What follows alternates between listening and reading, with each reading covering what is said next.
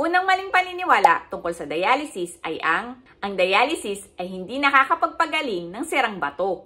Kapag sira na ang ating mga bato, ito ay irreversible, na ang ibig sabihin ay hindi na ito gagaling. Kailangan na itong palitan ng bagong bato at ito ang tinatawag na kidney transplant.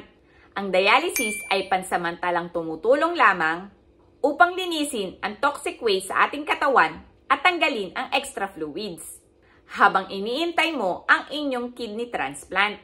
Kaya nire-rekomenda na kung isa kang candidate or isa ng dialysis patient, magpalista o pumila na rin kayo for kidney transplant.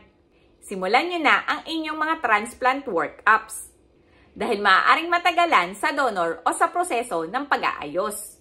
May tulong na binibigay ang gobyerno, lalo na ang PhilHealth sa mga kidney transplant.